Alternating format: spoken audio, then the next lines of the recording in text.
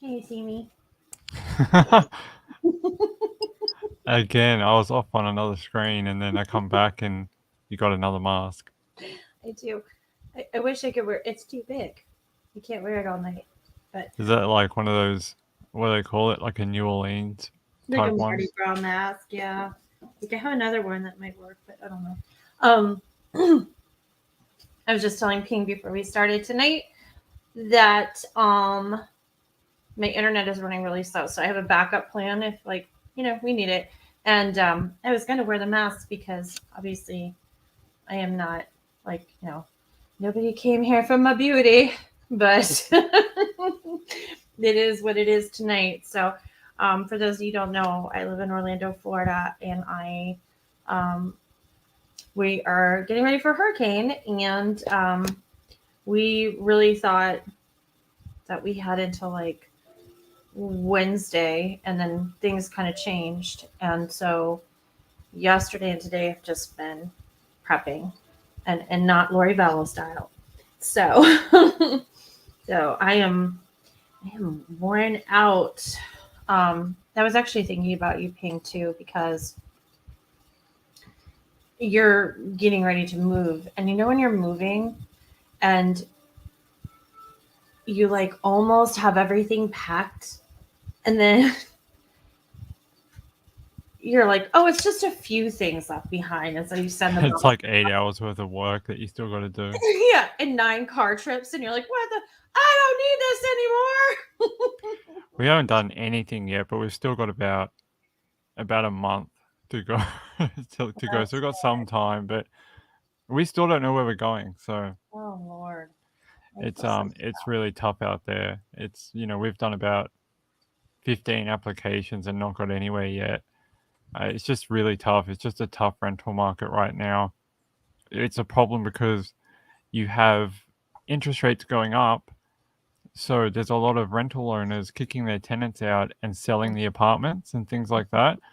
So you have a lot of people getting kicked out of their apartments, but no stock on the market for people to rent because they're Right, all getting sold. right. So it's just every inspection I've gone to has had Yeah, at least 30 people there, yeah. at I know. least. In Central Florida, we were experiencing some of the same issues. And as much as Florida doesn't protect anybody, um, there are some good laws in place for renters. So, like, you can't get kicked out in the middle of your lease. Your landlord has to honor that. Um, those kind of things. But I've seen other places where that's not the case, and that's so unfair. Really, really is. We are protected by stuff like that too. It's just I've been here so long that we're not on a lease anymore. Uh, So it's yeah. up to the owner when we go, and she's like, "I want you gone." So look, there we have a bit of a fallback option. Mm-hmm. Our neighbor is going a week before we're supposed to leave, and we can have her apartment if we want it. Oh, Um, so it's a little awkward staying in the same block because when we go from this apartment, she's 3 doors down. Um, like our owner's going to be here every day renovating for like 2 months, and I'm and you could be like, like, yeah. yeah, it's awkward. Like I don't know if I want to do that and run into her and stuff like that. You know what I mean? And she can Oh bitch yeah. about the small holes we put in the wall or the scratches we put in the floor or something. You know what I mean? Like I just don't want to do that. Yeah, and you're giving her the stinky side eye, like, I would basically have to like hide in my apartment for 2 months until she pisses off. oh gosh. So we don't really want to do that, but it is an option. Well, that's good. It's always good to have a backup plan. Always. I mean, Right. it makes you feel a little bit better. You know, and I don't know about you, but I'm so bad about moving and big projects like that. Like, I will look at the calendar and say I have 30 days, and then like I start like the night before and stay up all night. Oh, we've been going since the day we got the letter or the phone call, and it's just bonkers out here. It's just mental. So I don't know. I've got 3 applications in right now that I haven't heard back from. So fingers crossed, might get one of those. Well, I have my fingers crossed, but I meant the packing. Like I haven't even looked at it yet. But Yeah. I mean, we've gone around like there's stuff that we were going to throw out, because we're in the middle of like a bit of a home renovation period. We were about to do a whole bunch of things and throw some stuff out and buy new things, and then we got the eviction notice. So there's a bunch of stuff that's not coming with us anyway, so we can chuck that out. Yes. There's some big things that are not coming with us anyway because we wanted to replace them. So that makes it a lot easier too, because it's just like the couches, the fridge, the TV, the bed, things like that. I've got a massive Mm. executive sized desk in I my was like, back you have room. a mess of what? Yeah, not that thing, but it's a big desk and it takes up like half the bedroom. It's Hmm. huge, and that's not coming with us. I'm going to get rid of it. It's just too large, and it takes like 3 people to lift it. So Oh yeah, yeah. it's Well, literally like it's like 2-inch thick wood. The whole thing. It's just massive. Yeah, I'm 5, and plus, to my two defense, inch 2 inches not that thick. Ping Ping started this earlier, so in emails because I was like, I'm dirty and tired, and he's like, aren't you always dirty and tired?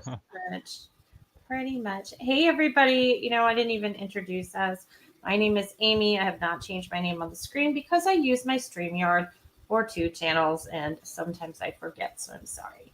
I do have another channel called True Crime Sushi, and that is sushi leftovers, and sushi leftovers are no good 3 days later. Let me just tell you. On my left, which is actually that away, is my good friend Ping the Router, and this is Pink and Amy's Excellent Adventures in True Crime. Thank you for joining us. I thought you just said this was Pekingese true crime. I'm like, what is that? Pekingese. Like, are those the dogs that look like? Yeah, So, Amy, do you have any news on Lyric Woods? I do. I do. Let me do this real quick. Thought we to talk about 2 things tonight, and anything that you have, of course. We can talk hurricane for a little bit at the end. For a little bit, but I am over it. To be honest. It must be just all over all sorts of like media and TV and bloody governors on the TV all the time telling stuff. You're like, dude, we know it's coming. It's I fine. We got it. he's like, and he doesn't have COVID. Like, shut up. I am not a political on the internet type of person, but in I cannot stand DeSantis, and it is I hate him. I hate him, and I'm so sick of his face. So, can you see this? I can see it, but can everyone else? That's the question. Let me see what I need to look see what it looks like on StreamYard. I'm gonna read it. I don't expect. Okay, yeah, that looks pretty good. So I found this on Facebook, and it is a letter to Sheriff Blackwood written by an anonymous 16-year-old in Orange County, North Carolina, and that is where Lyric Woods and Devin Clark were found shot at a field along power lines. Lyric was 14, and Devin Clark was 18. They were, let's see, she was a freshman in high school at one high school, and he was a senior in another. And apparently, Lyric snuck out of her home. A car picked her up, according to a witness. Devin was already in that car, according to a witness, or there was another person, and then there was a third person that was the driver. And according to Orange County Sheriff, and again, this is Orange County, North Carolina, Sheriff Blackwood, they do have a suspect. They have filed charges. It has been days. They have not identified the suspect, and the reasoning being that he is a juvenile, but they do not have him in their possession. There's a lot of questions about why, whether he's on the run, if he's being protected by someone. I've heard he's in a mental institution. I've heard they have no idea where he is. So it's all very, very strange. And this story, unfortunately, when you look at comments online, there's a lot of comments that are of a racist, I shouldn't even say of a racist nature. It's either racist or it's not. There's a lot of racist comments because Lyric is a young white girl and Devin Clark is an older black male. So anyway, I stumbled across this letter and it actually has gotten quite some attention. I I got some phone calls about it from press, like not local press, like big press today. And I had to be like, um, I'm moving lawn furniture into my house and fighting off lizards, so I can't talk right now. But I wanted to share this with you. So it starts like this. Sheriff Blackwood, I am 16 years old and I personally knew Devin Clark. I am writing to you because Devin's case does not sit right with me and we need answers. My community is not stupid and we know the story is not adding up. At some point, you are going to have to come face to face with this horrible situation and stop running from the obvious problems in our community. You are an elected official, and we elected you in hopes of bringing peace and justice in our community. Right now, you are not doing that. You are leaving us all hanging and questioning why we decided to give you power. We understand this is an ongoing investigation, and there are some things you can't disclose with us right now.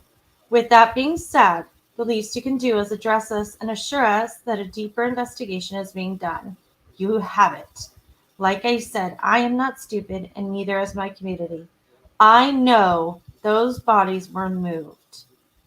I have physically went to the site that the man on the 911 call said he found them, which is also 1 mile. Hold on, I gotta turn a page. 1 mile from the gravel road away from Lyric's family's house.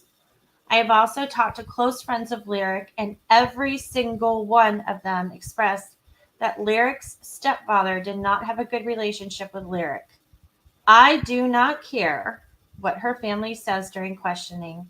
Most kids nowadays are more trusting / feel like they can be more honest with their friends. We, as friends, know a lot more than you think we do. Like I said, this story you are working on now is not it. There is obviously some covering up being done. Any person can walk out to that spot where they were allegedly found, and that right there proves to me that they were not killed there. Anyone in their right mind knows that if there is an ongoing investigation, the spot would be caution taped and not open to the public due to the tampering with a crime scene law. It is also very obvious to me, being that I visited the memorial spot the day after it was set up. There was absolutely no evidence that they were killed there. No smell, no flies, no clumped up dirt, no deer corn, no laid down grass, nothing. You can sit here and tell me all day that law enforcement cleaned it up and already, but if that was the case, I would have seen a patch of dirt that looked like it had been scraped up or grass that had been pulled up. The day I went out there, from the day they went missing, it had not rained one bit, so I know the blood didn't wash away. I also know that Devin Clark was not a thug. So the fact that you can sit in your office and let these speculations keep running wild is mind-boggling to me. You haven't assured the community of anything. You know as good as anyone that you can't run forever. We have too many people on our side and the truth will come out. Like I said before, some deeper investigation needs to be done on a higher level. We will expose the imposters. Thank you for your time. And then it says, side note. It is also weird to me that you haven't disclosed anything about the 17-year-old suspect that is supposedly at large. Also, the fact there are so many different stories around the suspect. First, it was released that he was in custody. Then you turn around and say the suspect is still at large. How is this possible if the suspect is still at large? That also means you are saying absolutely nothing to the community to make us feel safe. We we are kids terrified to go out of our houses because there may or may not be a murderer on the loose. Again, you haven't said one thing that would make us feel even a little bit better about the situation. I just want you to know that by you not speaking out makes us feel like there is something way deeper going on. If you really cared about your community, you would be holding a press conference about this topic to assure that something is being done. At this point in time, I feel like you are withholding more information than you're letting off. Have a blessed day, Blackwood. So It's a good letter. it's a very good letter. What are your thoughts on that? Now I'll address one thing. She talked about deer corn. Um, two guys on four wheelers discovered the bodies. There's kind of multiple stories about this. Um, one was that they were out searching, and but actually, when you hear the 911 call, he says that him and his buddies were out like filling deer feeders because they're hunters. So they were checking trail cams and throwing out deer corn. They find these two bodies. They rush home and they make the 911 call. And so she's saying, I've been out there. I didn't see any deer corn. I didn't see any like displaced grass or anything. I don't know why you would let people walk on it the next day, the very next day. Um, and she's saying, you have this 17-year-old and you told us originally that you had him in custody, that you had eyes on him, but it's been days. Like, what's the problem? Like, what is going on? And 3 or 4 days ago, I'm not gonna say I personally didn't cut the sheriff some slack, but like, on a different level, I'd say, well, maybe they're negotiating a surrender, or maybe he's at a psychiatric facility or something like this. It's been too long. It's been too long. I agree with her on that. Um, it The doesn't. crime scene stuff though doesn't make a lot of sense to me. Once once like the CSI type team comes in, forensics, once that's done, they've taken the photos, removed the bodies. They probably just sprayed it down with like a fire hydrant. Now, I know that sounds really gross and morbid, Yeah. but they probably just sprayed it down with a fire truck. I've seen it Mhm. done before for accidents and things like that. That's maybe why she couldn't find anything. So like that's not really an issue here. I don't really find that all that interesting, but the rest of it I do. It reminds me very much of what we spoke about with the Kylie Rodney case, Mhm. about the police just not taking control of the situation and being the front person. Like, just you have to be the one. If you're the one who was elected to keep your town safe, you also have to be the person who takes the front foot forward and controls the situation. And we've seen it recently. A lot of these police departments are just not doing that. Yeah. So, I mean, I've been out to crime scenes before, but I'm thinking of one in particular. There was some murders out in Frostproof, Florida. It was actually a triple homicide uh, several years ago. And I went out there the day they were having all the funerals and stuff, because it's a small town. And um, part of the reasoning was because I figured everybody would be at a funeral and an outsider wouldn't be so noticed. You know what I mean? And it's Polk County, Florida. It's a Grady Judd. It was a big deal. So they were shot on a road near a lake where they like to go fishing. And so I found the road, and when I pulled partially down it, there was um, crime scene tape, and I couldn't get Oh, was that the in. is that the one where it was like the guys in the truck and they all got killed Hmm. and the son tried to call the dad? Hmm. Oh, that was a crazy case. It is a crazy case. So I went to a gas station and I asked about, the lake. And the girl was like, "Oh, there's another way to get to it." And she told me. And so I took that way. I got all the way down on that road, all the way up to where they were shot, all the way where you could still see stuff on the ground. Um, and then an officer pulled up. And what had happened, so there was like a little makeshift memorial at this point. And what had happened is they had closed the crime scene, and then they needed to reopen it a couple days later because they realized that either they didn't really say why, but I would imagine it's because they couldn't account for, they didn't have a bullet or a casing for every shot in the bodies, you know, Yeah, they're uh, missing something. or they had two different kinds of ammunition, but they'd only collected one, or whatever it was. But I remember thinking, because when I got there, somebody else pulled up behind me, and we were both out there, and they were super nice to us and everything.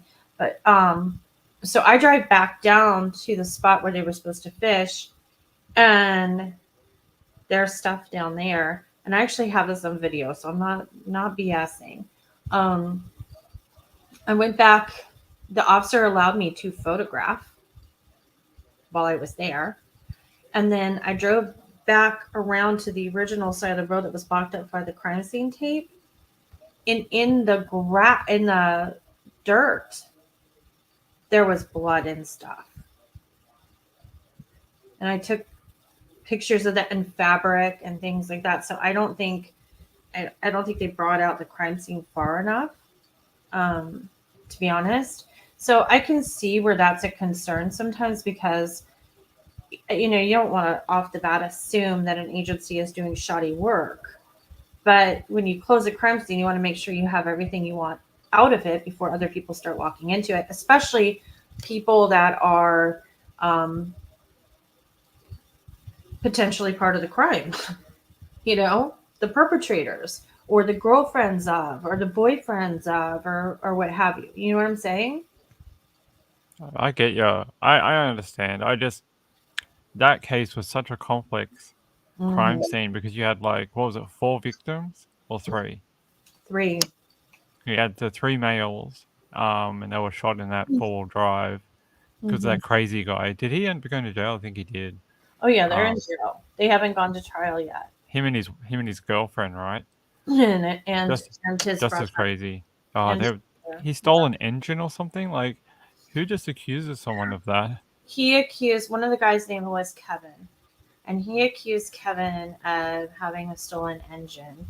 But there was a third guy named, of one of the gentlemen that were shot. His name was Damien, and Damien ran around with the two others that kind of had a bad boy reputation, but he was kind of like the good guy. He, as far as we know, he worked at Lowe's. He had a good job. So he had gotten off work that night and gone to a Dollar General store and went to go get like fishing snacks, like in like drinks and some chips or whatever. And the gentlemen that committed the murder were watching him, and they went into the Dollar General and they even talked to him. And then Burhai said there were two entrances to the lake. Yeah, yeah. And went in one entrance and they came in the other. It was like an ambush. So yeah, it was a very, very sad case. I met um, the parents. I've talked to the girlfriend of Kevin. It's been a long time since I've spoken with her, but there was a time when we spoke on a regular basis. Um, it was really a good case. But anyway, the point of telling that story was that I couldn't believe it. Like, I was out there by my car and I was doing a Facebook Live, and I like put the phone down because it's like 100 degrees, like not like down, but like I just hold it down for a second. I'm like, what is that blood? Oh my, like now I'm just, like searching on the ground, and I can't believe I'm standing there, and it's just like, like I can get in both directions. I can find like pieces of clothing. I can find blood. Like, that's a little weird, you know? And that was, you got to know that this was a couple days after the murders, because they were having the funerals that day. So they'd already had their autopsies and all that stuff done and been released to the families. Yeah, it was. I get why it's slightly different. What does Yeah. she mean by they were moved? The bodies were moved in this one. I don't know. She alludes to a lot of things. She's saying, I mean, she's insinuating that that is not the crime scene, or the where they were killed. It's simply where the bodies were dumped. Well, that kind of makes sense because Hmm. didn't they think they were shot in the perpetrator's car? Yeah, and there is a lot of Lyric, who is the female in the situation. She was staying with her mom and her stepdad that night when she snuck out of the house. Um, there have been a lot of rumors that Lyric and her dad didn't have the best or her stepfather, sorry, did not have the best relationship, and that maybe he had a problem with. Devin was not her boyfriend. We have not heard that yet. They were friends, they had mutual friends, what have you, and that maybe dad didn't like her hanging out with him because he was black. But I don't know if that's true. That's just like what some of the locals are saying online. Yeah, I had seen that as well from people. Hmm. And I won't go any more into that because some of the language used, Yeah, it's um, pretty gross. it's pretty gross. In fact, I didn't even know what some of it meant. Like I was literally Googling racial slurs because Urban Dictionary and stuff. I was, and when I read them, I was like, this is so disgusting. Like I can't even, um, you know, can't even deal with it. Yeah, Julie Bean says, but the author of this letter states that the ground was not disturbed in any way whatsoever. I think I'm sharing this letter with you guys because it's not um, that we can say that anything in here is factual. It We get, encapsulates how the community feels. I get it. yes, Yeah. we get emotion, we get opinions, we get frustration, and I agree. I mean, I've seen everything from this kid hopped a plane to he hopped a bus. He's in Detroit. He's in, you know, Canada. Like I said, there's one. He's in a psychiatric hospital. All kinds of stuff. I do think that the sheriff doesn't have to say his name. He doesn't have to put his photo out there. But he here. Sorry. Here's the thing. He has said we have eyes on him. And I have flashbacks to Gabby Petito with the Josh, the public information officer, standing outside of Northport, Florida. Again, another place I was standing there when Josh said, don't worry, we have eyes on him. And then it came out they never did. The only people that ever saw Brian Laundrie when he returned from his trip in the van without Gabby Petito was his parents and the toll booth. The police never saw him and they lied.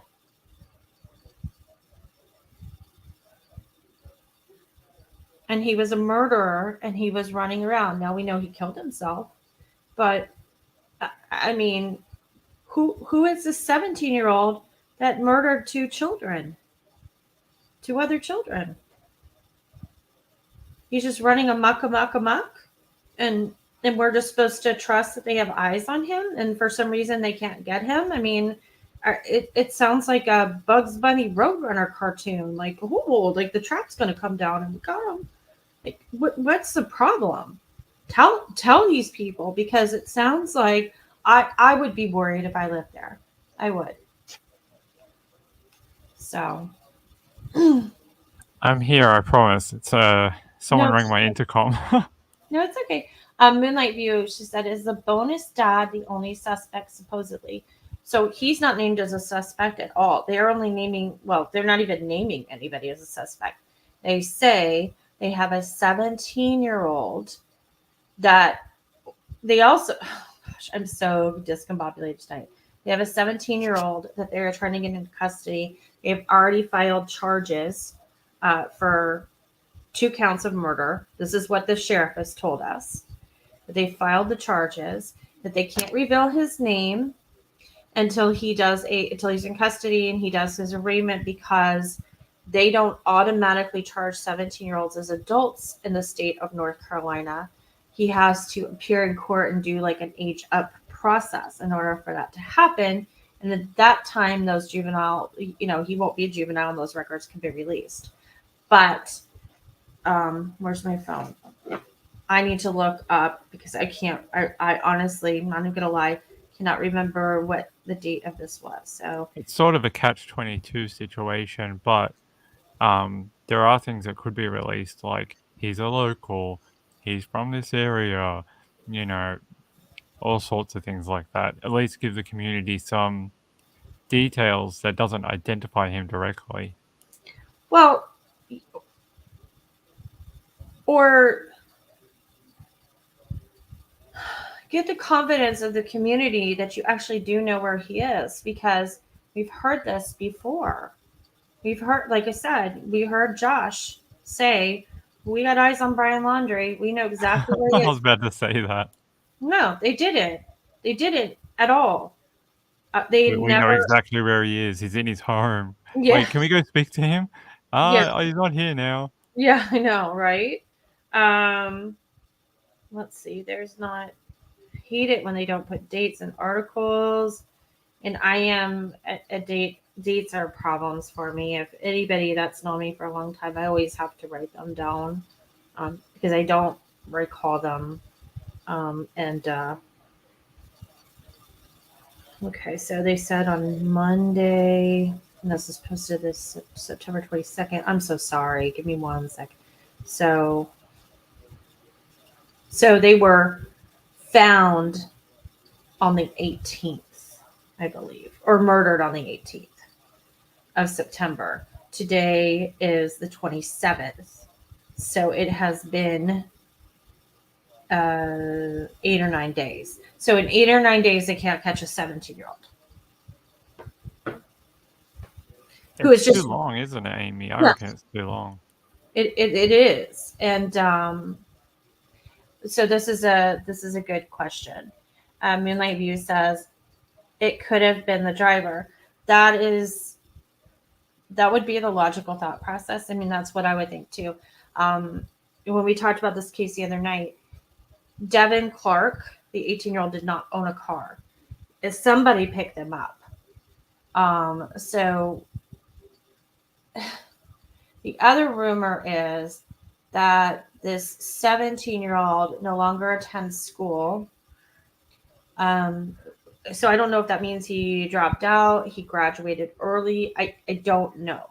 I've seen a lot of references that he has, and these are the exact words, a really good paying job. So I don't know, like, is it possible this is a 17-year-old that, just graduated last year? Like, we talked the other night about age differences, and maybe he works like some sort of trade job where he makes pretty good money right out of high school. Yeah, he might have gone to technical college early and then got a job. But it seems to be at least some people in the community know who it is. Right. There you go, Sleuth Mom. There's another example. Colorado police were watching Leticia Stauch, who I have something on her tonight too, also, and she was able to move Gannon from Colorado to Florida. Yeah, and then they couldn't find her until she was back in the Carolinas. In a So, suitcase, no less. I mean, didn't they be like, wow, she's pretty weak if she can't lift her clothes? I mean, did no one watch her try to lift a suitcase with her body into a car? Like, that's dead weight. That's not, light. they didn't even know she left Colorado. I mean, they did. I mean, at a certain point, but I mean, they had no idea she'd have been in Florida. It's just ridiculous. Yeah, the Um, fact she even got there as a yeah, suspect is just yeah. mind-blowing. hmm That's a whole nother story. Like we like to say, true crime. Um, Cushing Bammy, this is interesting. Or is it possible that he's the son of an affluent person in the community? It is possible. That would be a reason. And let's add to affluent the son of a person of influence, because it could be both. It might Could be not. a cop son. Yeah, exactly. Because there's accusations of that in the Kylie Riding case as well. So, Moonlight View says, I expect, or sorry, I suspect a sexual assault, possibly. Sorry. I think that's possible. We haven't heard that. That information has not been released. We just know that they were shot. I don't think they could not release that information because they were found by citizens who the 911 call was released, and he said, there's 2 people dead out here.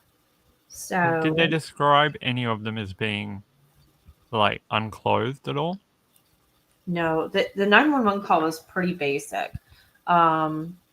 We can pull it up if you want. Yeah, let's have a listen. Okay, it's gonna take me a minute, so give me a second. Yeah, that's all right. I just thought, because if you came across a, say the scenario is they tried to rape Lyric, and then Devin jumped in to protect his friend, and then they shot Devin first for trying to, get in the way, and then shot Lyric for witnessing it. You would think you would see some sort of, they're not going to redress them. They're just going to be like, oh no, we killed someone. Let's just get him out. You would think that'd be really obvious when they kind of came across the bodies. You would. That's, yeah. Let me make sure I have this. Let's see. Oops.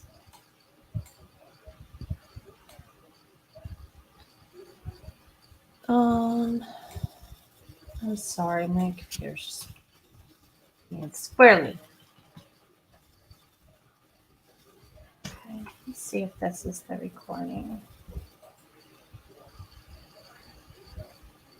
All right, you ready? Did it? I'm trying.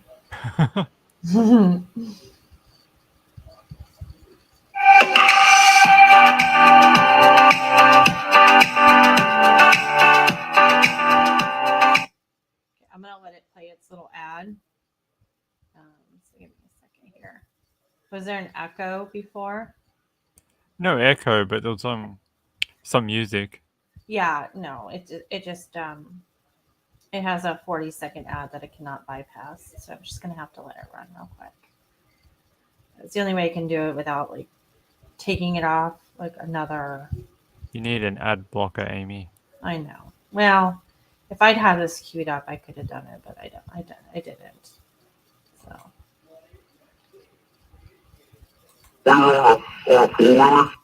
Hold on. We came on a 4-wheeler, and we're actually putting our vehicle on, and we discovered them. And so we actually came home, and I let my dad know what was going on, and he told me what to do. So we'll actually go drive back there, and we'll meet the police officers and show them where they are. Hold on, I'm going to show you. What are you doing now? Editing, streaming, designing, downloading. Making me tired. Hold on, guys. Hold on. Hillary is hungry all the time. Oh, That's good Lord. because I'm eating for 2.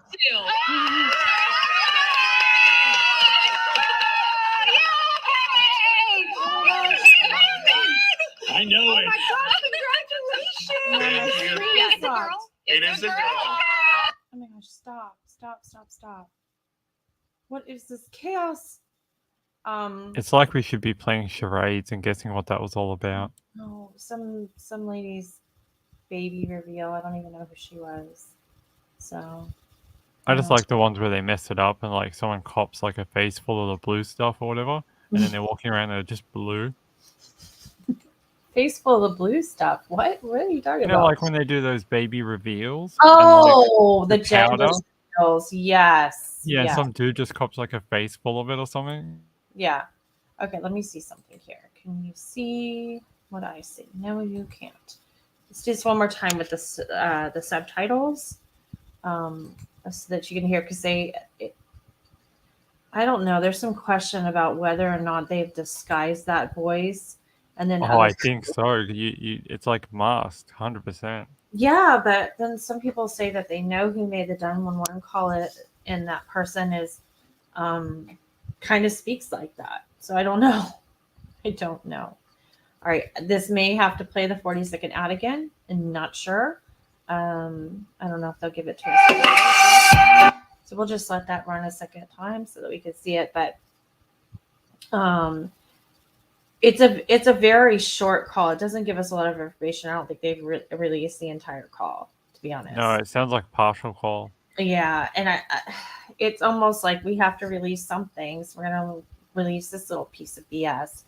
Um, it's strange that two guys are out on four-wheelers in the middle of nowhere and they don't have a cell phone. They have to go back to call. They don't leave one guy there, and the other one goes back.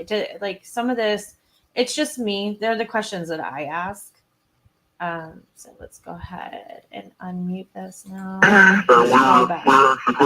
Oh my god, can't catch it. All right.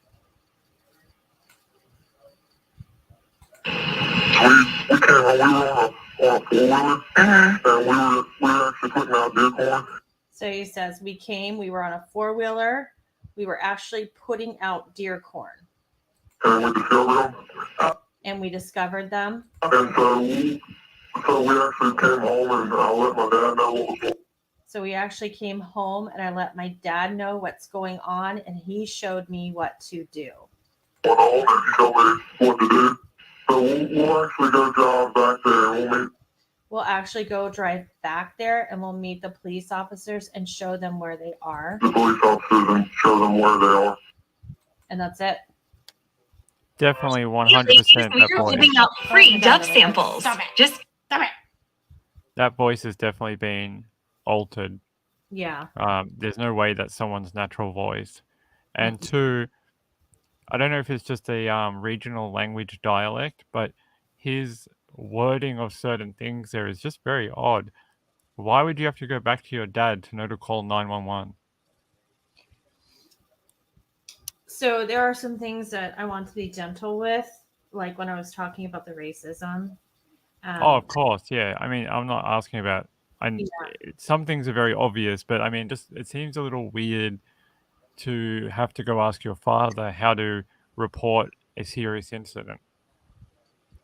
There are some rumors that this person is not neurotypical, Oh, okay.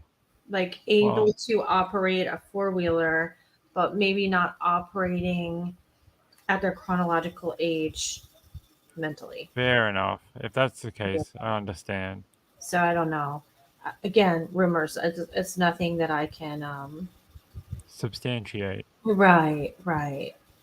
No, the caller wasn't really young. He had a deep voice, even with the modulation.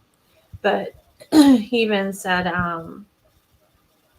yeah, it was not just coming back to dad. It's like the choice of words, and it begs the question. I mean, I know not everybody's kids have cell phones. I mean, my 13-year-old does, but honestly, if it was my choice, she wouldn't, because she doesn't answer it and doesn't answer texts, and she just uses it for YouTube, and it should be taken away.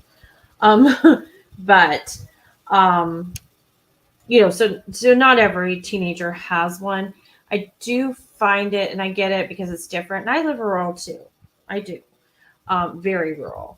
But there's kids that live in our area that ride four-wheelers and go fishing and go hiking into the woods and stuff like that. But most of the time, by the time they're on motorized vehicles or they're out doing something like that, they do have a way to contact somebody in case something happens. And there were two of them out there. And I do find it interesting that they both came back. One made the call. The dad didn't make the call. Like he says, I'm judging. I am. I'm not judging the person. I'm just asking questions and trying to pick it apart. Like, why? Maybe why didn't dad make the call? Why didn't one person stay there? Yeah, Amy, if you had to go back and ask your father what to do, why wouldn't the father take charge of the situation? But then in the other half of my mind, I think maybe the father was like, I wasn't there. I didn't see it. So you're the one who has to be the adult and make the call. Yeah. So a bit of 50-50 there. Yeah. Gambler says, if I'm not mistaken, actually is one of those words that a suspect in statement analysis. My best friend has a habit of using it quite often, so it may mean nothing. I think it is, but It has to be chained with other words, from yeah, what I know. yeah, it has to be like in a string, you know. Yeah. Well, see, that's why I'm saying, Christian Bimini, you said kids drive tractors as young as 8 here in Idaho, and I get that because like my younger one has been driving a riding lawnmower for years. Um, but I'm saying when they go and venture off on their own, like if they're going way far away from your house, or not way far away, but you know, like where you can't see them anymore. I mean, even when my son was younger, he liked to play like out past our fence line in the woods, and we had walkie talkies, and we had a rule. You had to check in like every 20 minutes, and or if we like message you, you needed to walkie us back because we can't see you and you're 10. You know. Mountain lions are bigger than you. Yeah, exactly. Well, there's all kind. I mean, you know, there's snakes and there's all kinds of stuff, and yeah. So Predators and yeah, child molesters and yeah. You know, we have. I'll tell you this. So, although it sounds terrible, our yard is completely cleared. We have one tree. We have like 3 in the front, or 6 in the front, like 3 palm trees and 3 magnolia trees. And then we have 1 oak tree in the back, and then we have a little sapling that we're probably going to lose. It's not really a sapling, but we have one of those. Remember I told you of those rainbow eucalyptus trees? yeah, from Australia. Yeah. So I have one of those. But the rest of the yard is cleared because of hurricanes. But we left like several feet beyond the fence line that we still own. So, you know, whatever. And then we have these canals on either side. So when you said predators, like sometimes people are like, nobody's coming on my lawn without me knowing.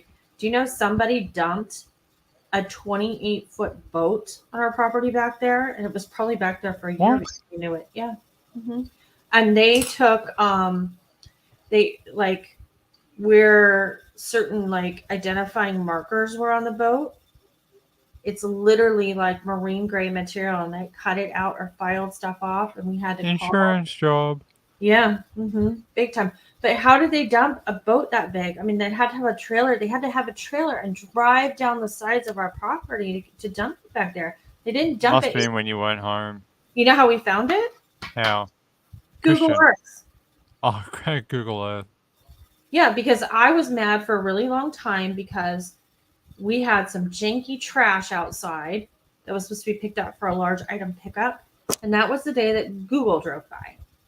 So Oh no, so your house looks trashy like on the map. it looked like Sanford and Son. It was like a rusty washing machine, refrigerator, like old lawn chairs, like this whole pile of stuff. And it was like, you know, not like, you know, people are like, hi, I really wanted to meet you since I've seen you on Google Earth. You know, it's not like that. But, you know, it's just like this thing. At least you went out there like running like half nude after something, like just like Right. help me get this. Right.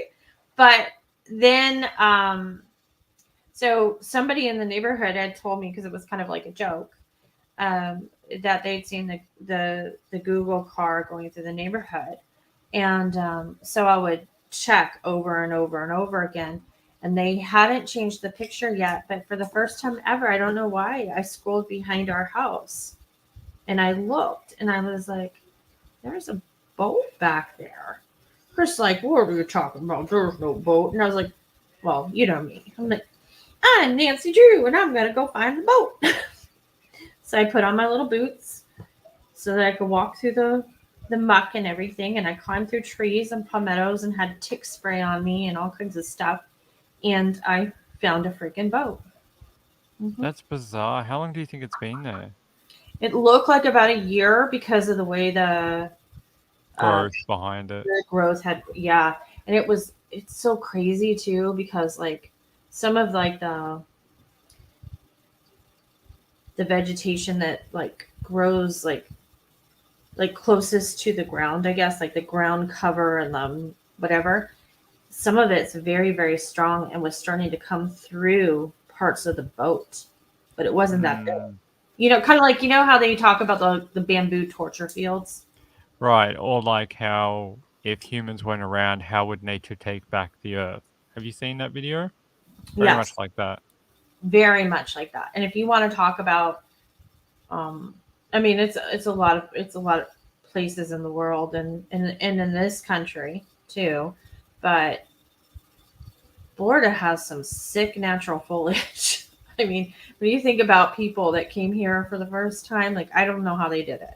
No AC, snakes hanging all over the place, That's why mosquitoes. they went. That's why they went to New York. They're like, this place is way easier. Hmm.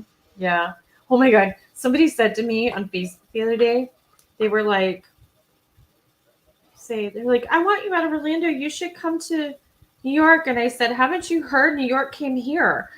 Because during the pandemic, like, Everyone went to Florida, yeah, because of the looser laws. mm-hmm. Yeah, well, they were trying to get away from COVID and stuff like that too, I think. Um, but So what are you yeah. going to do with the boat? Oh, we called it in and had it removed. Oh, really? Do you? So you Oh. called the cops and said it was like an illegal dumping? We're like not our boat, and so it goes like this. It goes like uh actually not police because we're in the county, so it would be the sheriff. So we called the sheriff's office, Orange County Sheriff's Office, and then they came out and called code enforcement because that's who would determine whether or not that boat was legal or not, right? And then it was removed.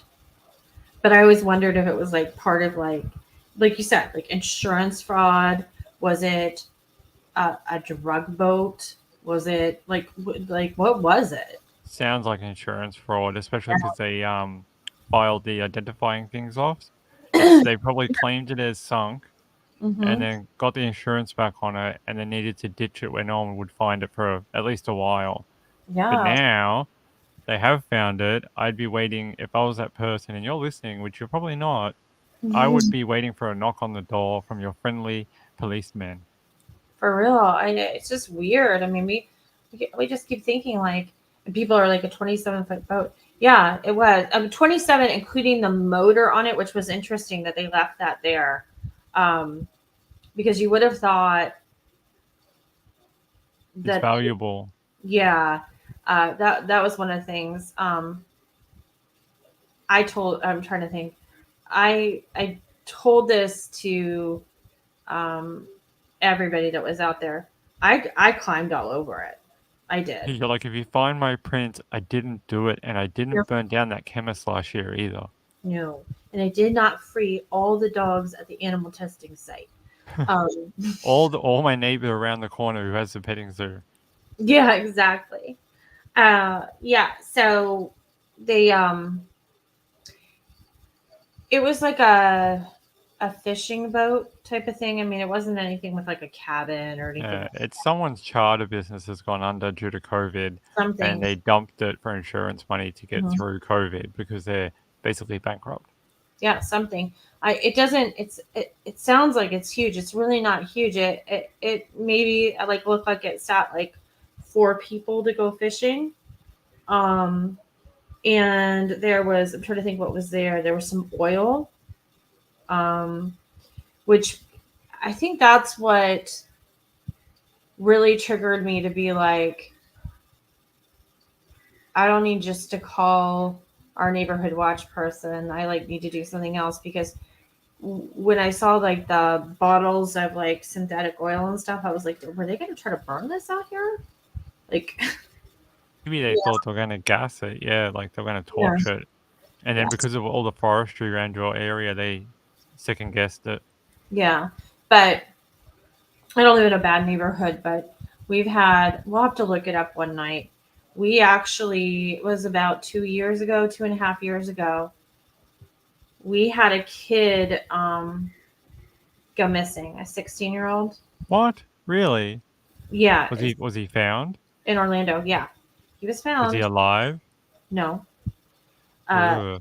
he was found about 5 streets down from me on a vacant lot. One of the parents in our neighborhood, their son killed him. What? And Really? yep, and they tried to burn him in their backyard. And then when that didn't Oh my work, god.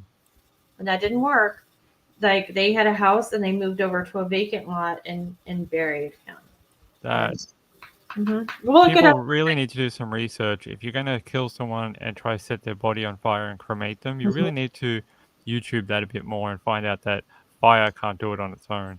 It was BB&J. She said, I told you to come to New York so I could protect you and your family from Ian. But yes, New Yorkers love Florida. Yes, I know. I'm just teasing you. I wasn't going to say Ian might blow her there in tomorrow. So just wait, PB&J. She might be there. I might. Oh, I would that. You know what it is about, you said you wanted to talk about the hurricane a little bit. Sure. You could talk about the science of it. For me, it's like, for people, I know a lot of you have been through them, but for people that haven't, what happens is 3, 4, 5 days out, you can't really make decisions because, it's called the cone of uncertainty. And then there's something called a wobble. And there's like the GFS model, and there's the European model, and you're trying to make a judgment call. Then sometimes like 2 days out, 48 hours out, 72 hours out, they will say, we're doing a voluntary evacuation or a mandatory evacuation, or this is what we're looking at. So be prepared for this, although it might not happen, and you should take that seriously. And then there's something like what happened in this storm. And we are calling this Charlie 2.0 around here, because anybody that has been through Hurricane Charlie, and I actually lived in the Tampa Bay area when Charlie came through. I evacuated Tampa Bay and I came to Orlando. And it was only in Orlando about 8 or 9 hours when I had to leave Orlando. And then I went out to the East Coast, and we still got,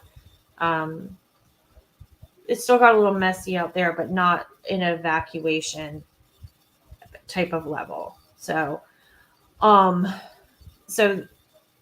what happened to us is we knew it was going to come in. We knew this Hurricane Ian, was going to come in on the West Coast.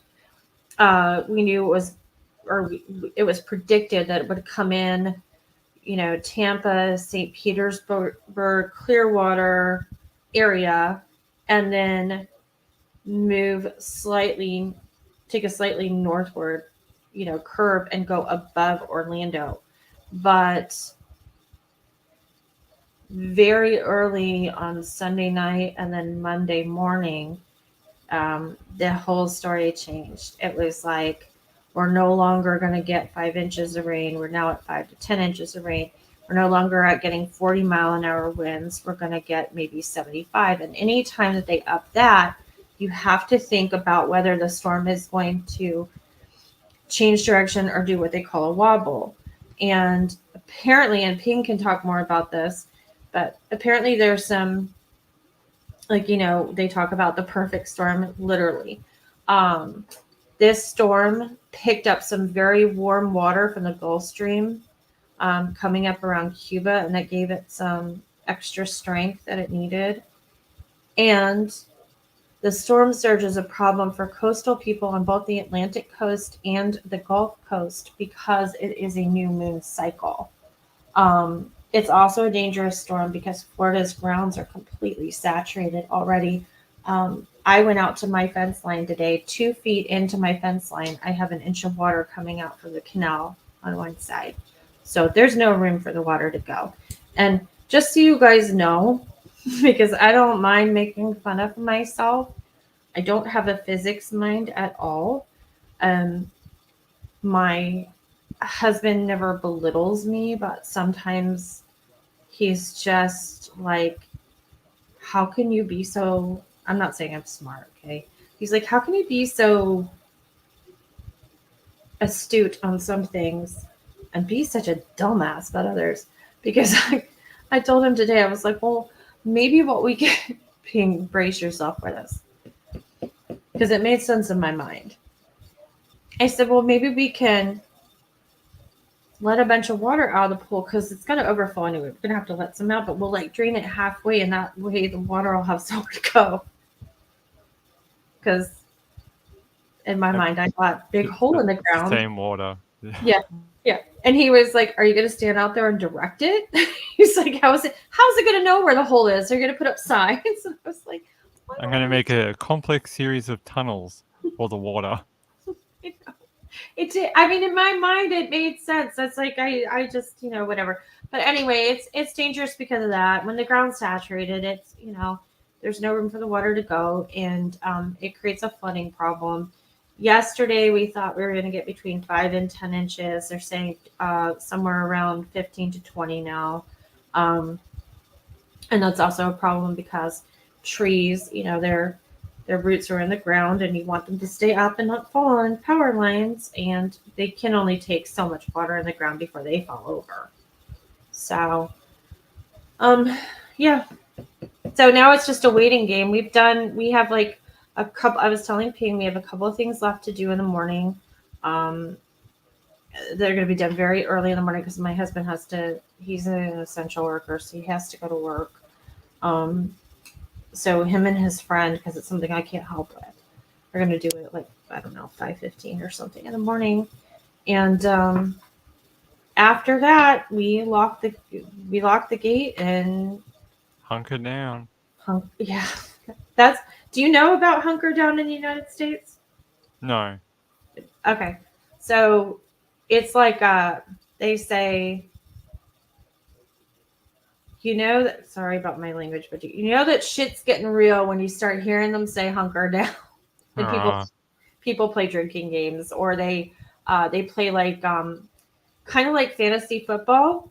They make these big charts, and then you pick at what time what guy on what channel is going to say, like, is it going to be like a drinking game? Yeah. Yeah. Well, no, it's like it's a pool of money. You buy squares. Oh, okay. So yeah, it's like a bingo. Yeah, so you pick like Jim Cantore at 12:35 on Wednesday. He'd probably say thunder snow even though it's a hurricane. Yeah. So yeah, hunker down is kind of a funny thing here. So I wanted to tell people why that cone of uncertainty is like that. In meteorology, especially with hurricanes, we have a bunch of different models that we look at for guidance. Now, when you get a hurricane, these models don't always agree with each other. And that's why, especially on this one, there was so much divergence between the models. That's why the cone was so large, because the models wouldn't agree with each other. Mm-hmm. What they're looking for those models to start agreeing with each other. And when they start agreeing with each other, then that cone gets smaller and smaller, because the information getting fed into those models is getting more accurate. That's what's going on. So, like 2 days ago, that cone was massive. It was like taking up like all of Florida and some of freaking Louisiana and like some of Carolina and stuff. It was just like huge. A hungry hippo. I know. It was like more. Yeah. It was because it was so uncertain. There was some of the models had it going through Florida. Some of them had it going like off into the Gulf, and it was all over the shop. Some of it had it going into the Panhandle, right? And right now, the Panhandle is the only part of the state that's not affected. Every other part of the state, except for Miami. Yeah, you should see all the planes. If you look on our flight 24 or something, in the Gulf where Texas is, there's just like so much activity. And even in Florida, there's a little bit left, but everyone's just kind of shifted to Texas. Yeah. It is. We have, when I tell you, like, you can tell without listening to the news. Everybody's listening, but like if you don't hear it like right at the very moment, you can tell exactly when something has changed by what you see going on around you, even if you don't have a lot of neighbors or anything. It was like when the news changed yesterday, all of a sudden, like you heard drilling, and plywood showing up and things like Yeah. that. all kinds of stuff. And so, like I was saying, you think you have, oh my God, what am I doing here? Ugh. You think you have 48 more hours or 72 more hours to organize and make your plan, and then the storm changes and you're more affected by it than you thought you were going to be, and your timeline shortens, and then it's literally like go time. And that's what I was doing. I think it was yesterday. And I was, my mom was like gonna kill me. She's like, don't tell people you're home alone. And I'm like, well, What are they going to do? It's a hurricane. yeah, exactly. Come, bring it. Don't really, but know that it's a hurricane, and I live in a community where they, unfortunately, because of stand your ground, shoot and then ask questions later. And So she has giant lizards that live at her home, and she'll throw them. I do.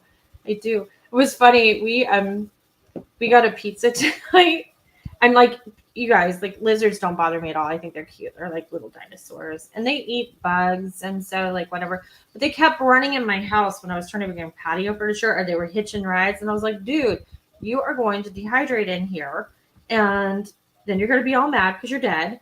And I mean, like, you're welcome, but and so You I'm need like, a lizard flap on your door. I know, a little doggy door. So I've been putting these little the I was going to show you my water, but like the tops to the Coke bottles. It's all There's- over the floor, so they have water. Yeah, they're like little water bowls, and Chris is like, really? And One but day he's going to slip on it, stand I on it in know. the middle of the night, fly across the living room, and like break a leg or something. I know. Well, it'll teach him. But yeah, Chris went to go open the pizza box tonight, and I guess there was a lizard sitting on top of it, and it was cute. He kind of went boop, boop, boop through the air, and like his little lizard body made a little plop sound when he hit the counter, and then he took off. So yeah, we're living It's with so like, weird that you guys get so many of these little the little iguanas, not the big ones. You get these. oh yeah, I saw the photos of them. They're very little. they're very little, and they're cute. I mean, they're really cute. So I don't mind them. They don't gross me out. They're not dirty. I mean, I'm not like, I don't lick them or anything, but they're not dirty. they're not dirty. They're cute. I wash them. I put them in the bath. But Amy, I don't know why they don't want to be outside because of the water. Like, they like water, and it's going to be very wet out there in the next 2 days. Yeah, I have no idea. I don't know what's going on with that. Lizards don't seem to have the same instincts that the other animals do. It's funny, Ping. I took a video this morning, and I kept trying to send it to you, but I didn't have time to like compress it and all that stuff. So I'll have to do it later, because it was like in its raw form. It was just too much, to email.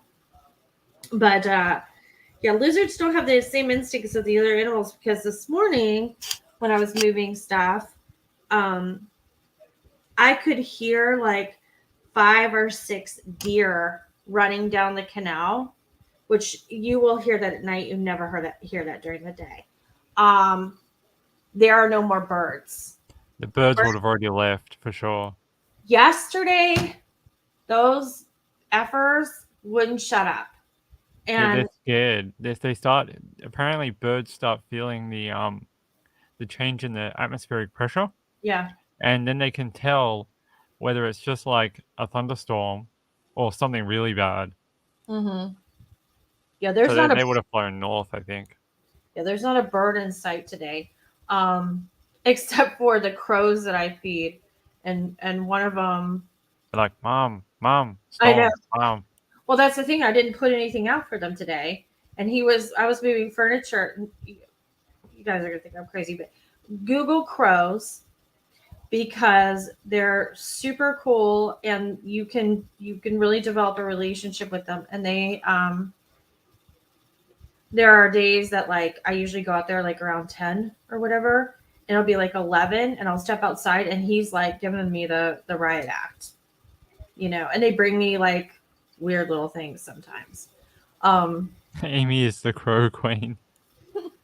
I am the crow queen. No, you know they bring you gifts, right? Did you know that? Crows. No, Crows? we only have magpies here. We have crows too, but you don't see them as often. We have magpies. So crows will bring you like little gifts. So like we have a golf course like maybe I don't know 6 miles from us or whatever, and they will bring me like golf tees. I have had a golf tee. I've had a quarter. What was the other? Oh my gosh! When at Halloween they have a parade and they throw out like candy and stuff, but like some of the houses, like the house that gives you like sunflower seeds, which I would be like happy about, but like Yeah, kids would be like, get lost. yeah. So the house that gives them like a little plastic ring or something, like we got those like around last October from them. But yeah, crows are really cool. But my crow was still there. His buddies weren't. So but I haven't Yeah, seen he him. wants to stay with you for the hurricane. He's like, Mum, let me in.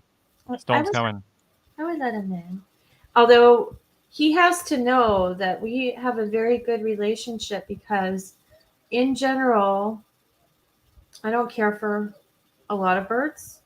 I like the talking birds, but like just like seagulls and stuff. And I like pelicans. So maybe I shouldn't say all birds, but I really don't trust things that just defecate like in motion, Okay.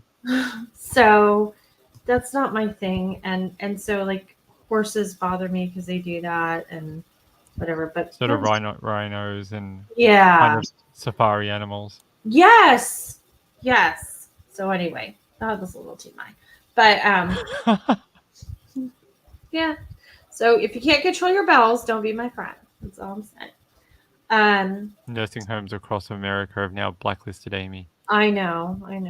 Exactly. Shadow banned for elder discrimination or slander or whatever you want to call it. Amy, before we start talking about even grosser things, do you have anything on Mrs. Stauch? Oh, I do. Sorry, Dr. Stauch. Oh my God, I might have got sued. Dr. Stauch. Oh God, I always sometimes I forget about that. It's too much. And it's not funny because she's like an evil. Doctor of peanut butter. Yeah, Dr. Skippy.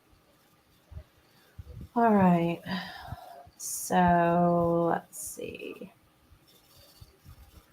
So this was posted by KDVR, specifically Nicole Ferrero. So give me a second here so I can share my screen.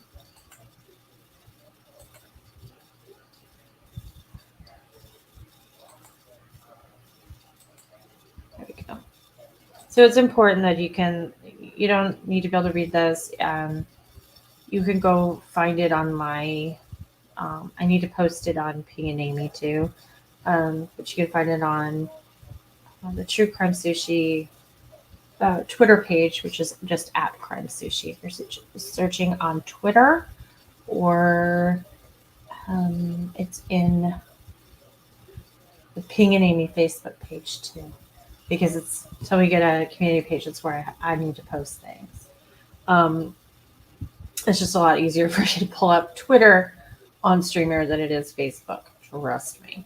So the caption is the tweet is Leticia Stauch, Gannon Stauch's stepmother and accused killer, filed a handwritten civil suit claiming her rights have been violated because she's not getting kosher food served properly, among other claims. Here's part of it. So I'll remind you that Leticia Stauch killed her stepson, Gannon Stauch. She then made up several stories about Gannon went to go play with a friend and didn't return, and that they knocked over a candle in the basement, and then she'd been sexually assaulted by some man named Eduardo, like all kinds of crazy stuff. And eventually she was apprehended in my God, why is my mind going crazy? The beach town, Myrtle Beach. And she had dumped his body in a suitcase over a bridge somewhere near the Panhandle in Florida. So she's also claimed to have a PhD that has not been verified and all kinds of other really crazy stuff. So it says claim number 1, kosher violations, First Amendment. From July 21st to February 2022, my First Amendment right was violated by means of my kosher diet.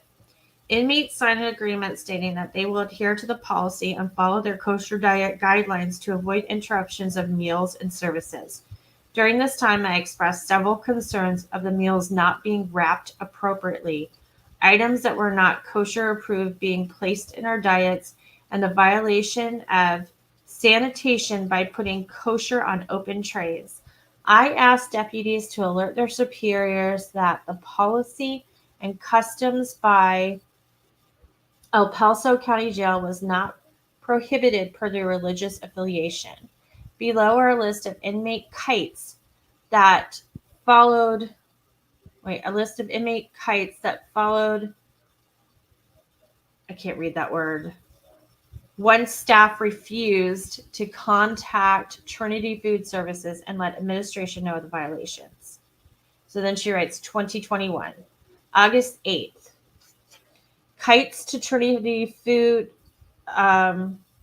explaining the contamination and kosher items on open trays. September 4th, reported improper kosher and contaminations through the El Paso County Jail grievance process and was told to contact Trinity instead of the jail.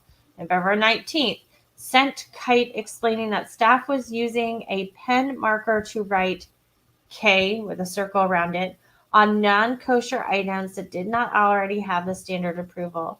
These were non-kosher items and violated the signed agreement. On 11/22, a response from the jail said to the kite kitchen again. And then the jail continued to ignore customs and policy for kosher inmates and placed the blame on the contractor Trinity Foods. However, the contractor is conducting business in El Paso County Jail in administration /SSGIs failed to monitor or adjust violations. Next, during court transport in September 2021, November 2021, and February 2022, I advised the deputies that they were not providing kosher meals while at court, and eating the sack lunches were a violation of our kosher signed policy. I also asserted my First Amendment right on each occasion and asked the jail to adhere to their policy on religious diets. After several attempts, I noticed retaliation and was not provided my kosher or any meal was delayed for hours when the kosher and non-kosher inmates had theirs. On February 12th, Deputy Stingle, a named defendant, sent in a violation of kosher to religious programs, and they terminated my meals. From February 14th, 2022 until February 28th, 2022, I sent several kites and asked SSGIs, could they provide the proof and reason behind the suspension that I did not violate the agreement, that I am in fact in the jail continued to show a direct link between the policy and constitutional injury. None of that makes sense. During this time, I received notification that Deputy Stengel observed me violating the diet by eating other foods. I explained to her that these purchased items on commissary were not excluded and once again asked the jail to hold a meeting or some hearing demonstrating that I did not adhere and that these actions were not prejudice on behalf of Stengel. Instead, I received unjust punishment as a result of this individual who was competent and showed extreme indifference more than negligence towards my First Amendment right. It just goes on. It is quite a few pages.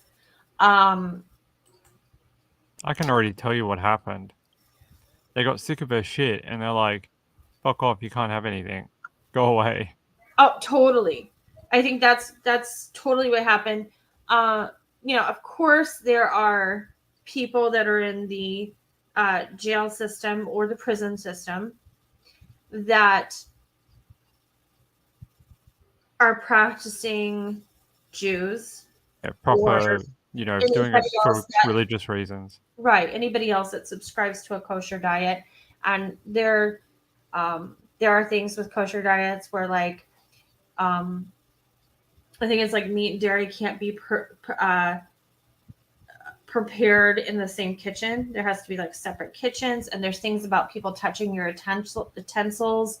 Um, when you talk about Orthodox Jews, you don't do like a buffet line serving thing. There's a proper way to do it so that the food maintains its, Integrity. thank you. That's the word I'm looking for. There's a lot of rules about this.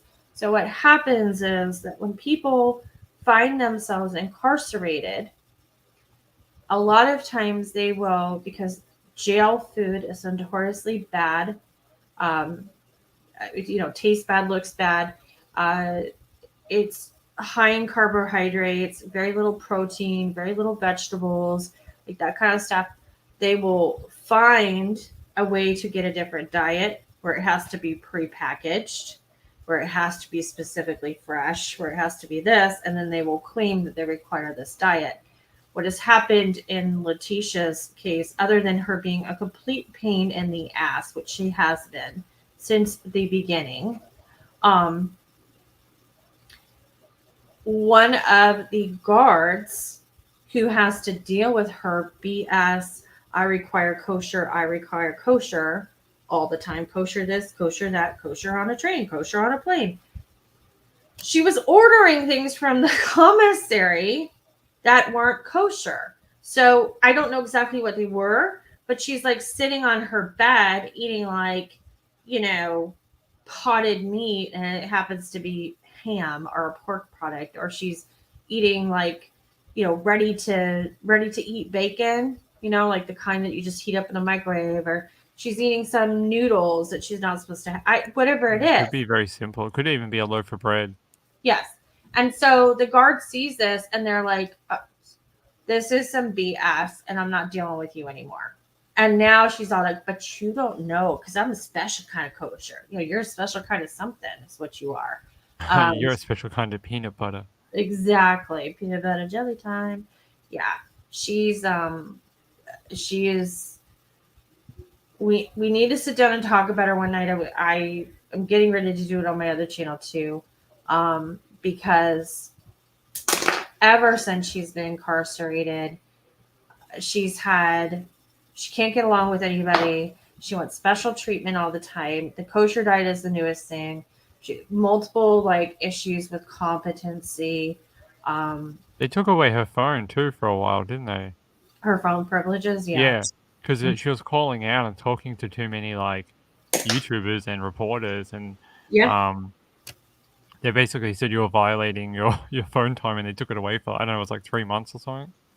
Yeah, and then she was complaining because she couldn't see her attorneys, and it was like COVID, and they're like, well, then she should have like some of the same things we went through with like Valo, like maybe she should have her own little phone in her room. It's like, you are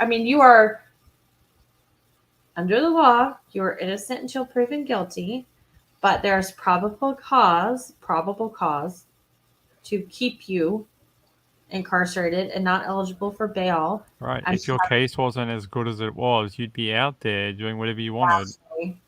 Yeah. She did write claim number one. Oh, clam number one. Yeah. Clam. It's always the clams. Yeah. Are clams kosher? I don't think so. Only if they're covered in lemon juice. Right. Gambler says, the first time I saw a lizard was the summer of 1978-79 when we were on holiday in Fort Lauderdale. They were tiny little things. I'm intrigued now where Gambler lives that no lizards live at. I love lizards. See, Gail Clark knows. She says crows are super intelligent. What's that show where like they were making a joke how the crows were going to get them, like at a university? Oh, it was Big Bang Theory, and like Oh, someone was asking for funding because like she does the research on crows, and they're like, if you don't give me the research, they're starting to learn how to unlock their cages. they not only find things to utilize as tools, but they literally like kind of make them.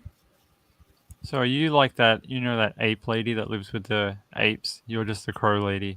I'm the Jane Goodall of crows. No, it's a new thing for me in the past couple of years. I literally, because I'm a geek, I read a story about crows, and I was like, I want to make friends with some crows. And so then but I was like, but I don't know any. And then one day I looked in my backyard and I saw a crow, and I was like, here's my chance, and it worked.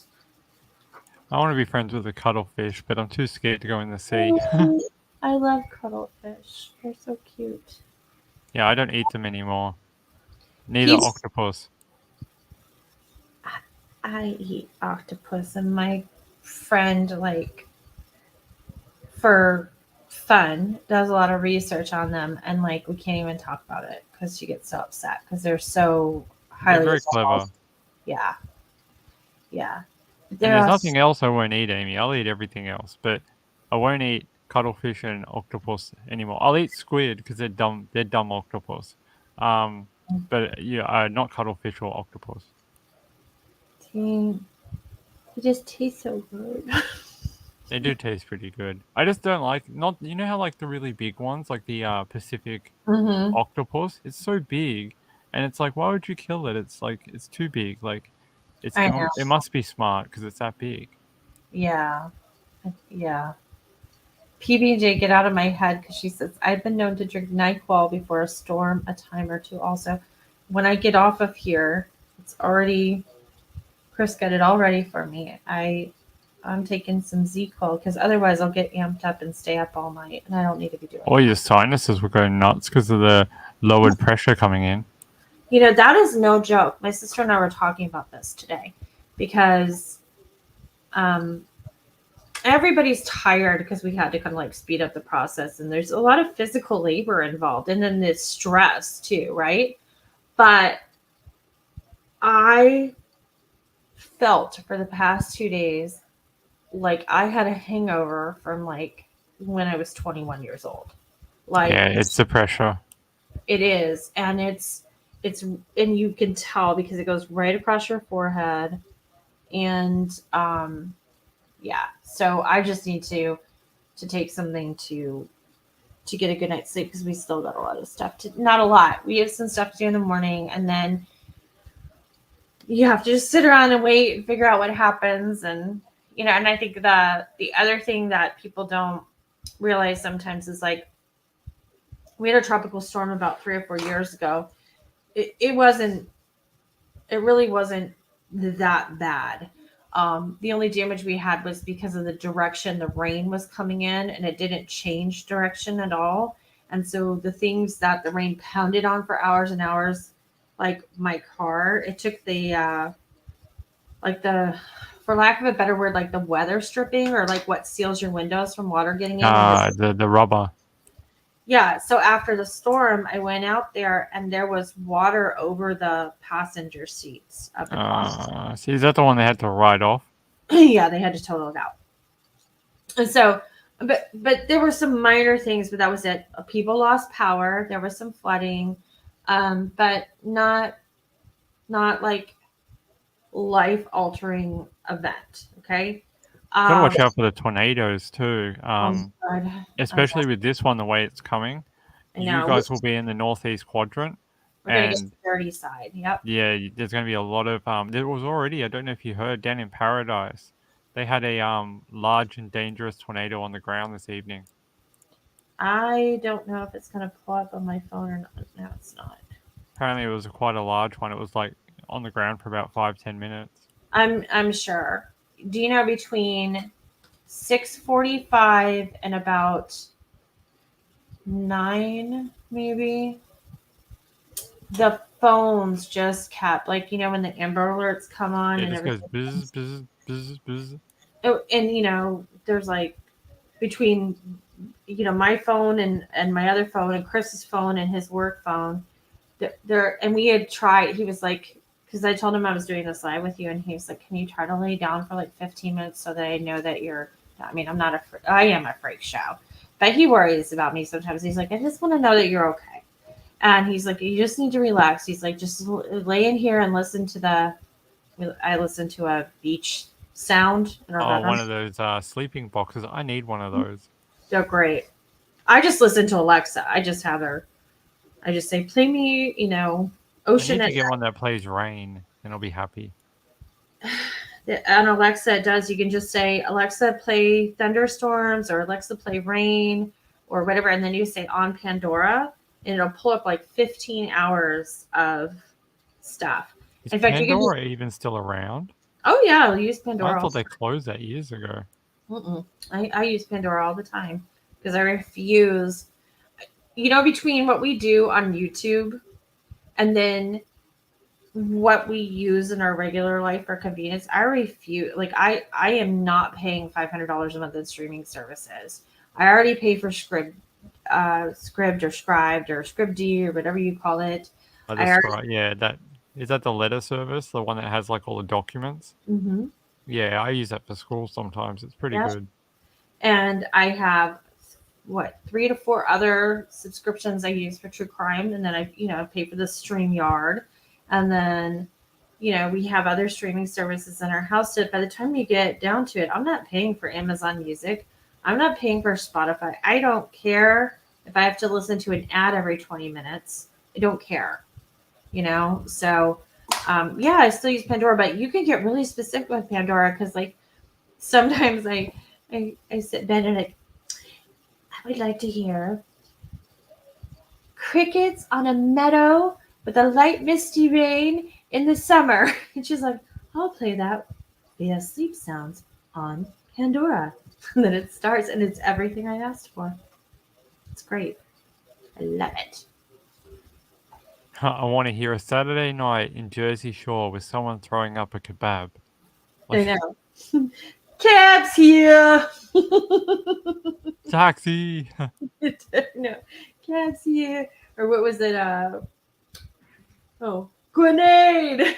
Her Gym Tan Laundry. GTF. Yep. GTF. What's the F? Is that Gym Tan and Fun? No, they would say, DTF. Sorry. Oh yeah, I know what that means. We can't Yeah. say that one. Actually, I was sorry before I saw before. Sorry about that. That's okay.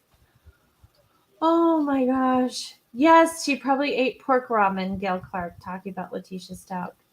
Gambler says, I find presents in our yard, fair-sized rocks, some are a golf ball. I believe our culprits are squirrel. I love squirrels too. They're so I cute. like raccoons, but they don't live here. I just like the idea of them. I don't actually want one. They're like little trash pandas. They're cute. I like They on see Bob's different. Burgers, they actually talk about she has like pet raccoons that live in the alley and she feeds them and like makes stories for them. Oh my gosh. PBJ, what's the worst storm you've been hit with living there? Would be Andrew, right? Well, yeah, I mean that was down south, but I drove through that at the time. The guy was dating his parents owned a company, and they had a plant down in Boynton Beach. And about a week or 2 weeks after Andrew, they used to pay us to drive from Orlando down and bring it was a circuit board business, and bring some boards back, and that's what we did for extra money. And I'd never seen anything like that before. I mean, it like even now it makes me want to cry. And I was just telling somebody the other day. I was telling some people the other day, and then because I heard it talking to another person the other day. Interestingly enough, FEMA just recently closed out the last case for Andrew, and it's been 25 years. Wow, really? Yeah. That was terrible. I don't know, maybe maybe it wasn't the worst storm, but when I was about I feel like I can tell you guys this. So when I was about, I think 7 or 8, I'll have to look at the dates. I think it was like 7 or 8 based on where we lived. We had Hurricane David and Hurricane Frederick back to back, and we were fairly new to living in Florida. My dad was from somewhere else that had hurricanes in the past, but I don't think he'd ever really like been through one. And so he was kind of like all excited about like hurricane parties and like, woohoo, we're gonna ride it out, you know. And like we were little kids, and it was scary. And we were without power for a while. Charlie was no fun at all. When I left to go back from Charlie, I was living in downtown Tampa at the time, or like near in the Bay Shore area, but I was not as an owner, you guys. I didn't own a $4 million house. But I lived in an old Victorian that had been divided into like, what do you call those? Like it's not really an apartment, but like a townhouse. Kind of, yeah. It was like literally cut. It looked like a little dollhouse cut into 4 pieces, and it was a really cool situation because we were all like kind of the same age, and we had this big front porch, and we'd all like hang out, but we had our own spaces, our own apartments, really. But anyway, so that was when I left Tampa and went to Orlando, and had to leave Orlando and have to go out to the East Coast. And normally from where I was in the East Coast back to Tampa, it should have taken me about 3.5 hours. It took me about 12 to 13 hours to get home. And when I got home, I didn't have power for, I believe it was 8 or 9 days. There was severe flooding. I ran out of cash. I didn't have enough. The ATMs don't work, or they don't have cash in them. Yep, exactly. That was a problem. I ran out of cash, so I literally couldn't use my car because I couldn't put gas in it. It was just no bueno. And I mean, when I tell you it was 100 degrees with like 90% humidity, it was absolutely miserable. And even though you don't want to take a hot shower when you're hot, you just get super ticked off that every time you try to feel clean, it's cold water. If that makes any sense. Yeah, because it doesn't feel like you're getting clean because it's cold, even though that's very counterintuitive. But yeah. Yeah. Oh, and this brings me back to something I was trying to say a few minutes ago. When I got back over there, the infrastructure was so broken that I couldn't even use my phone or anything. And that happened in the tropical storm we had here a couple of years ago. So we didn't have any major damage. Like we lost the car, didn't realize we lost the car right away. We just thought they were going to like send it somewhere to be cleaned. But we didn't have internet or cell service for like 5 days, 5.5 days, 6 days, somewhere around there. And that was hard because my mom is probably like 40 minutes away in one direction and my sister's in the other. We all have our own places, and nobody wants to leave because it's like I'm kind of in the middle geographically from them. But nobody wants to leave their home because you want to know that your home's safe. So we don't all stay together. But then when that happens, like even though we innately know each other is safe, it's scary not to be able to pick up the phone and talk to them, or to be able to get on the internet and check. And so you're listening, like you find yourself doing things like listening to the radio, trying to hear about like the area they're in, or like if they have power, that kind of stuff. That's the crappy part of this. And then the other crappy part is that this is going to change some people's lives forever. And I can't say it any other way. Whether they saved up for their first house and they're going to lose it, or they built their dream house, or Even just a car that they just bought or love or whatever. yeah. 'Cause, And Tampa's in trouble. Tampa's in real trouble. listen, when I lived there during a summer shower, like from 4 to 6, in the Bayshore area, there would be a foot and a half of water, and it would take it a long time to drain off.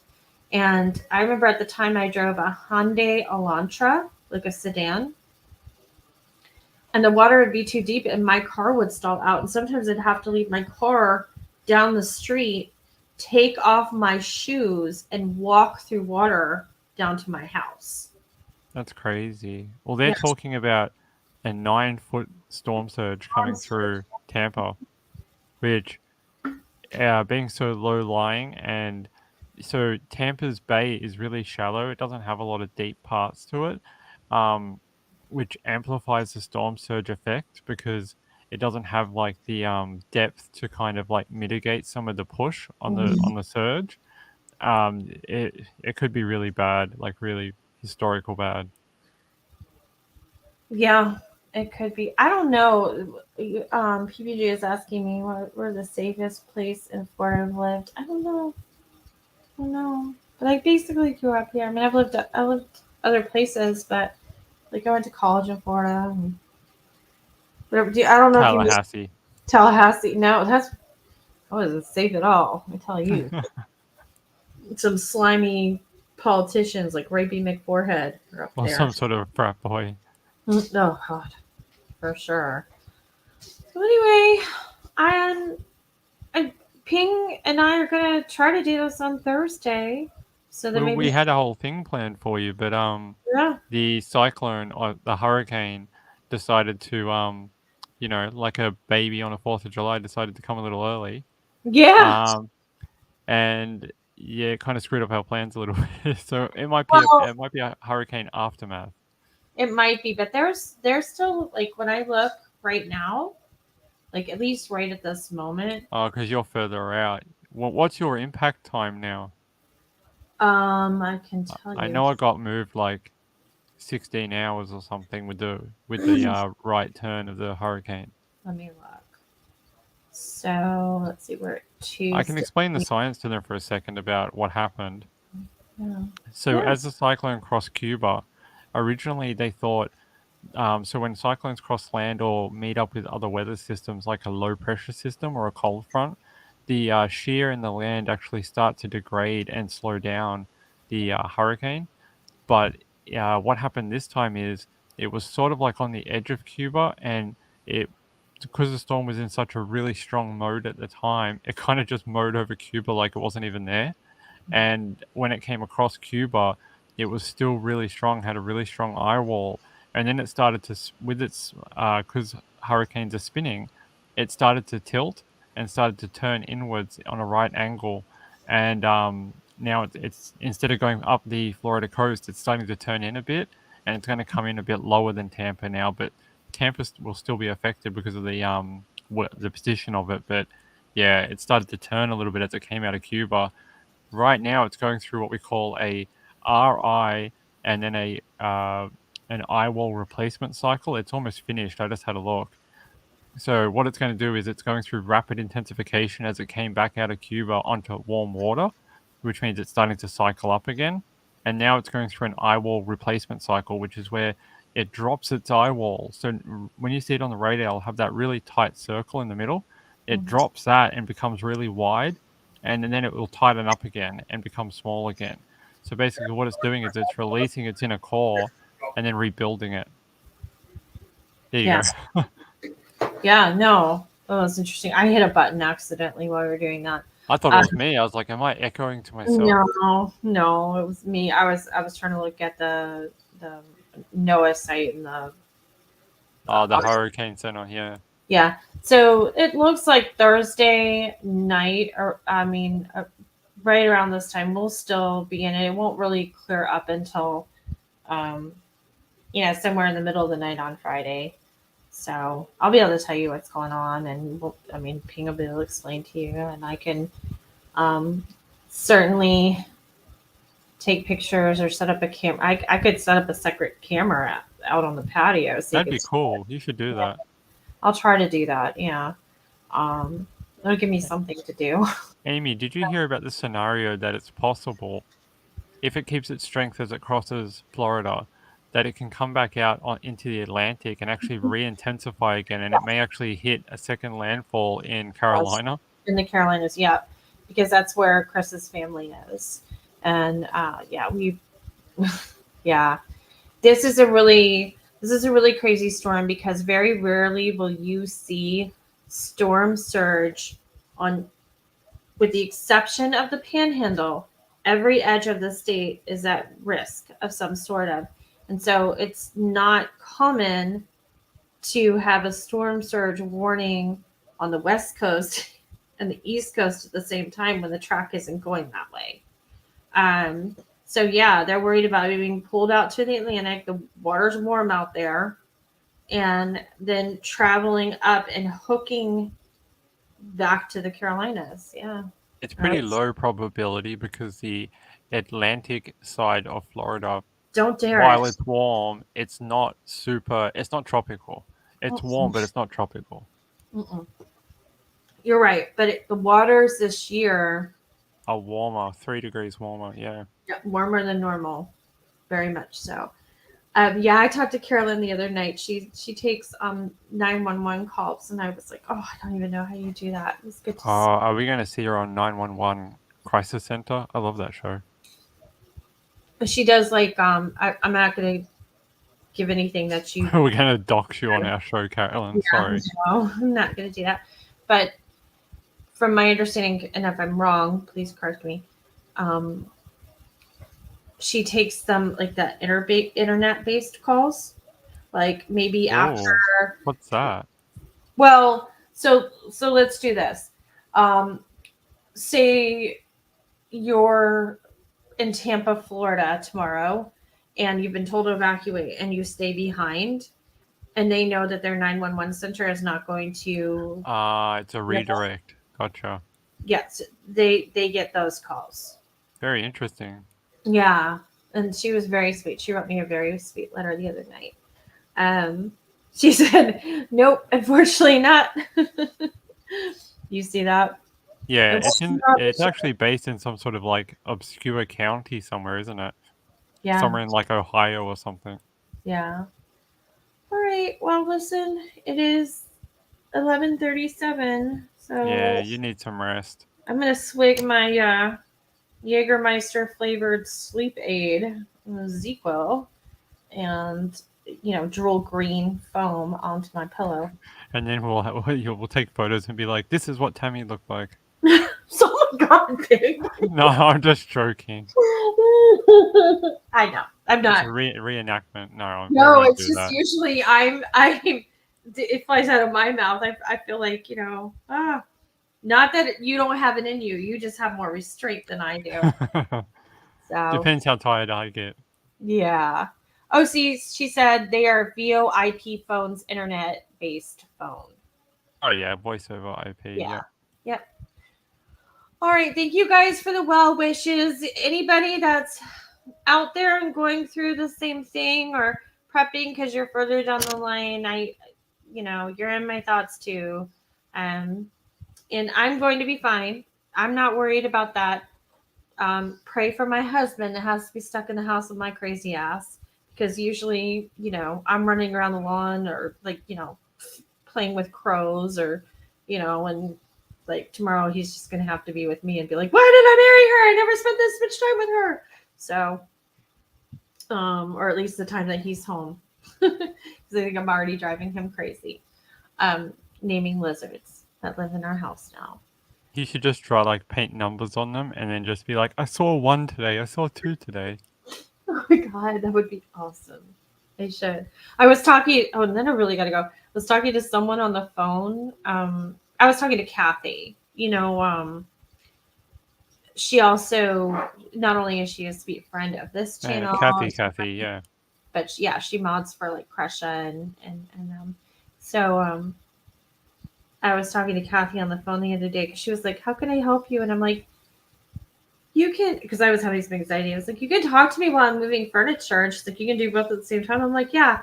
So then all of a sudden I like scream and she's like, oh my God, what? Do I need to call 911? I'm like, I picked up a piece of furniture and I had a lizard, like literally like leaping lizard, had jumped and got like smacked me, cut it in the forehead. And I went like this. And then I was just holding his tail.